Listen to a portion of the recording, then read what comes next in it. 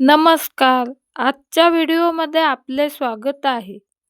आज आपण कुरडू या वनस्पतीविषयी माहिती जाणून घेणार आहोत.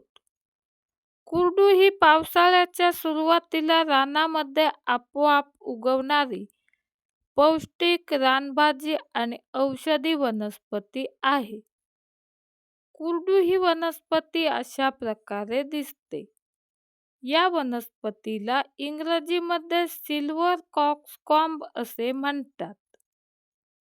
कुरडू या वनस्पतीचे शास्त्रीय नाव सेलोसिया अर्जेंटिया असे आहे.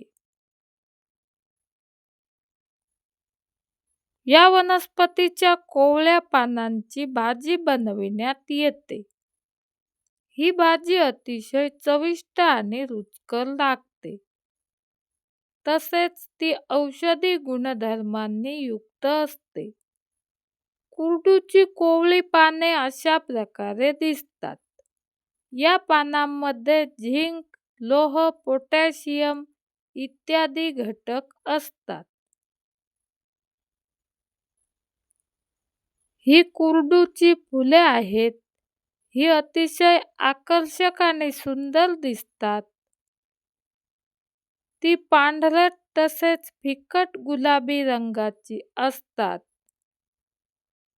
या फुलांमध्ये असलेल्या काळसर रंगाच्या अतिशय लहान अशा बियापासून कुरडूची रोपे उगवतात. कुरडू ही वनस्पती आयुर्वेदिक दृष्ट्या महत्त्वपूर्ण मानली जाते. या वनस्पतीमध्ये फायबर अधिक प्रमाणात असतात.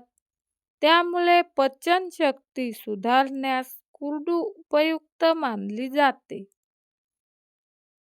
अनेक प्रकारच्या त्वचा विकारांवरही कुरडूचा उपयोग करण्यात येतो. या वनस्पतीचे बी आणि वनस्पतीची मुळे यांचा काढा मुतखड्यावर गुणकारी मानला जातो. मात्र मुतखड्यावर या वनस्पतीचा औषध म्हणून उपयोग करण्यापूर्वी तज्ज्ञांचा सल्ला घेणे उपयुक्त ठरते.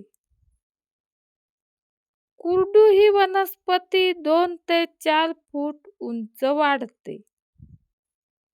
या वनस्पतीची पाने अशा प्रकारे गर्द हिरवी आणि लांबट असतात. तसेच काही पानांना जांभळट रंगाची छटाही असते.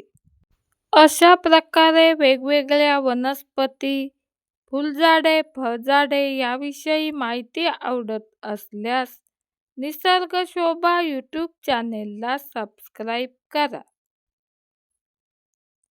ही कुरडूची फुले आहेत आणि ती अशा प्रकारे दिसतात.